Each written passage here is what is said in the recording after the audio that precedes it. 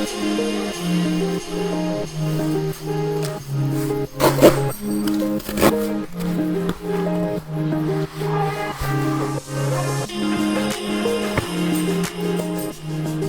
and welcome to LeeReads, where I talk about the books I've been reading and enjoying lately. First off, I have to start off by saying I am dog sitting a year-old dog who is really rambunctious, and if I try to crate him right now, I think he'll bark. So I have him sitting down, and my dog's milling around, so you may hear dog tags. I want to do a relaxed reading vlog, and whenever I check in, maybe I will invite a different dog up on the couch. Should be fun. I pre-ordered some books, and then spontaneously the other day I saw a couple that were coming out. So I have a handful of short books of various genres. I thought it would be fun because we are heading into a 3-day weekend. We have extreme heat advisories. Like, this is August level summer heat that's happening now in June. So I plan on being a hermit and staying in my house in the air conditioning and seeing how many of these books that I can read. It's not a race or anything. I don't know how far I'll get, but since these are shorter, more digestible reads, it would be a nice break because I've been reading a lot of thicker, a little bit denser things lately, and I'm really looking forward to a lot of these books too, and I didn't really want to wait. Secret Service of Tea and Treason, which is a cozy mystery. The Last Heir to Blackwood Library, which was one of those spontaneous ones I picked up last week. In post-World War I England, a young woman inherits a mysterious library and must untangle its powerful secrets. Morgan Is My Name, an Arthurian retelling, but from the perspective of Morgana. And the one I got today, Love Theoretically by Ali Hazelwood, which is a contemporary romance. She always features main characters who work in STEM. So that's an introduction. I need to go wrangle these puppies, and then hopefully tonight I will pick one of these to start reading, and we'll just see how this goes because I feel like it's going to be a little bit of chaos around here. Good morning. So it was harder than I thought to sit down and record updates yesterday with this dog that we're dog sitting running around. It actually worked out because I did read. I finished The Secret Service of Tea and Treason, and I don't have tons to say about it. It was okay, but it was probably my fault because when I went to Goodreads to put my rating in, I realized that it was apparently the third book in this series, and I think each book follows a different main character, but it does build on itself, and so I was lacking a little bit of context. But that's not why it was like middling for me. I think it was the sense of humor. It was cute, but the main character, the female main character, Agent A, for being such a great operative, she was quite like naive. Like, she didn't understand idioms. Someone said they were sleeping with the fishes, and she was like, oh, that doesn't seem like a good place to sleep. And so it kind of jarred me a little bit. I was like, if you're such a great operative and you're so intuitive and observant, and you have all these great skills, I think it was supposed to be kind of cute that they were naive in these certain ways, but for me I was just like, that sense of humor is not going so well with me. But I really like the other main character, Agent B.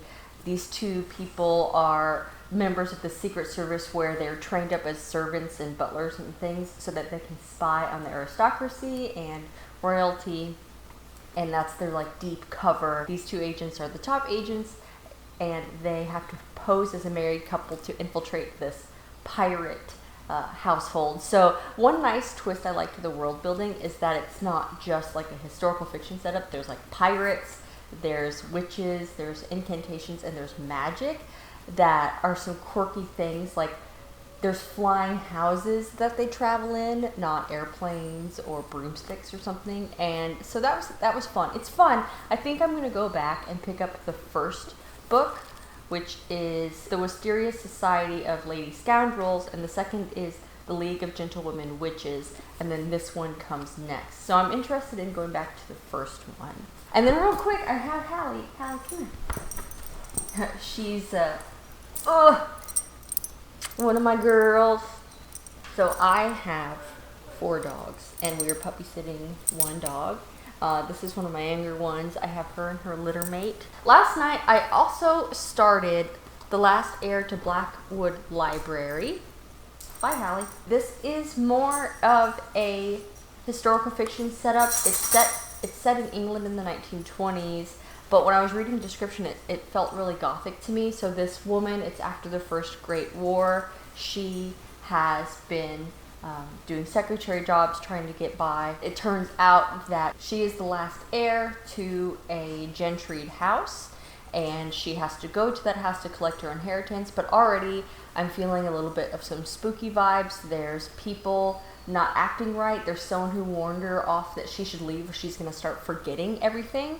And the last heir died of dementia, theoretically. So there's something else going on here. And the prologue of it starts out with when this great house she moved to was an actual abbey, an actual church. And there is a woman there who was an anchor. Like, she was one of these women who she got walled up within the abbey, and she was supposed to be a mouthpiece to higher power. The prologue describes her kind of going through this experience and writing down her experiences and her wisdom.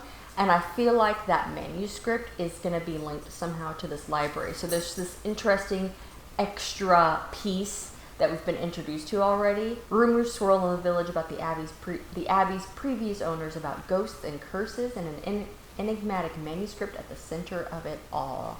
And events will grow more sinister. So I've started that one. I'm still very, very early in it, only a few short chapters into it, but that's what I'll be reading today.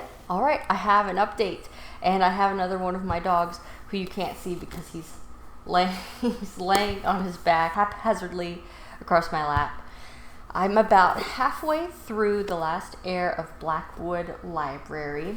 It does have some hint of Downton Abbey. There's this person who had no idea they even had gentry in their history, and she's recently found out she's inherited this title, this estate, and she's a viscountess. She goes to the abbey and finds it a little bit run down, but that's to be expected. We're on, the Great War just happened. A lot of people died. There's a lot of talk about not really upholding class distinctions anymore. She doesn't even know if she believes in it, and yet here she is now, a viscountess, and she's encountering the handful of staff she have are being quite cryptic and difficult and just lending an air of mystery to this whole scenario. She's wondering how and why did the last Viscount die, especially at such a young age? Why are the neighbors so interested in the library, specifically the rare books in the library? I'm enjoying the twist so far of how some supernatural elements are coming out through the libraries. It is somewhat gothic in that the house seems to be watching her. She seems to not be alone. There's some spooky things happening, and I think that where I am now, we are about to really kind of amp up the tension and get more into the mystery surrounding this estate. So I'm enjoying this one. It is historical gothic with, I think, a little hint of romance in there, whereas the last book was more of a humorous thriller kind of romance. Come here, Hook. Show them your face. Show the people your face. Hook, come. This is Hook. All right, I finished The Last Heir to Blackwood Library, and I'm here with Coco. The book got a little bit different for the last 50% of it. At first, I was thinking, I'm not really connecting with the character anymore. Lots of stuff seems to be happening that we're not seeing, or that the main character, it just mentions, but it's like, where did that come from? But you slowly realize that the main character is losing more and more of her memory, and so it's causing that confusion both with her, but then through the way the novel is written, you're experiencing that as well, and it's kind of lending that feeling of uncertainty and not sure who to trust, just to the general air of the novel. This novel was pretty good. It's not my favorite in this sort of historical fiction, gothic with a hint of romance style, with that somewhat supernatural flavor to it. If I'm really in the mood for that, then Susanna Kearsley or Simone St. James does it, I think, a little bit better than this.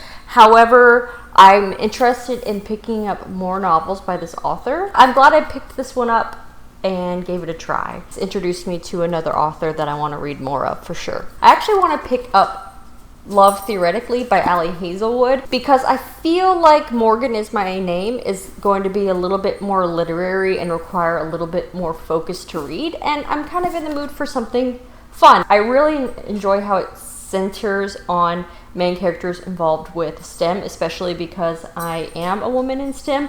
The Love Hypothesis in particular, I did a master's degree, I did lab work, and there was much there that I could relate to. Quirkier contemporary romances that doesn't take itself too seriously and yet still deals with important topics in STEM. Like both of her previous other books did deal with heavier hitting topics. The main character is a theoretical physicist, so by day she's an adjunct professor toiling away at grading labs and teaching thermodynamics.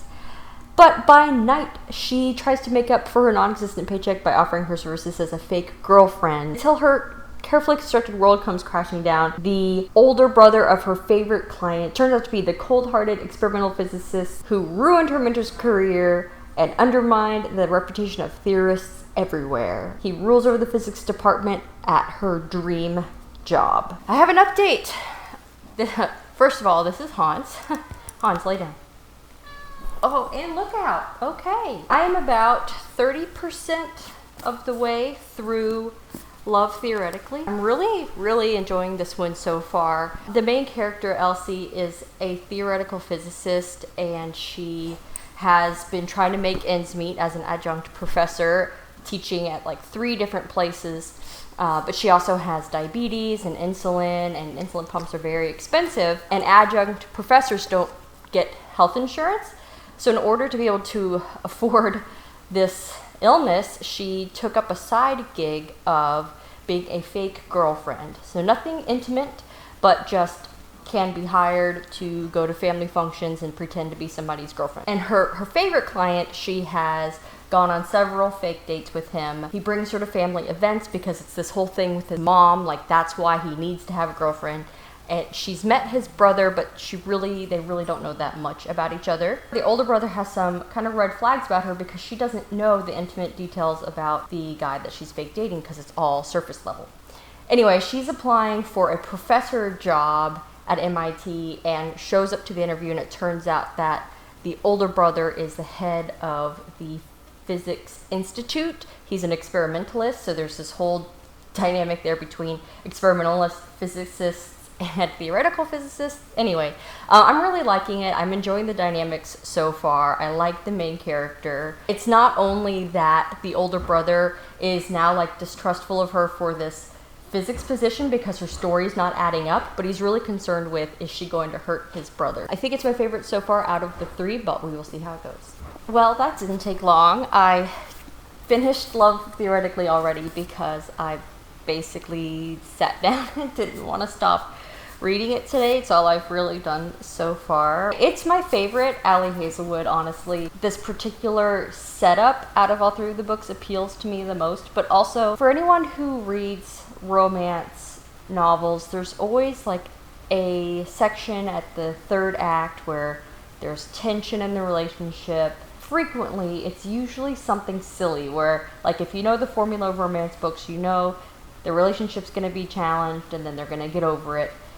And I really hate when authors use the miscommunication trope as that tension, but this novel didn't do that. Like, the issue that is present is one that's like fundamental for both of their character growths, and so it makes sense as a thing that like needed to be addressed and kind of worked through.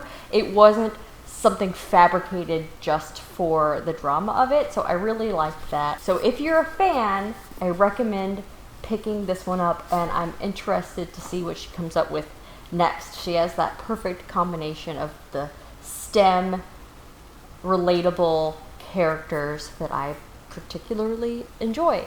So I think that's all I'm going to tackle this weekend. I've been reading a lot. I didn't get to Morgan Is My Name, but that's okay. I'm really happy with what I read. I'm glad I made progress on reading some of my recent purchases, and it was nice to have some shorter, more digestible reads interspersed in there because some of the other books I've been reading through this month have been. I hope that you enjoyed this slightly chaotic, relaxed reading journey and enjoyed meeting my dogs. Thank you so much for watching. Please like this video if you enjoy this style, subscribe if you haven't, and as always, don't forget to support your local library. Thanks. Bye.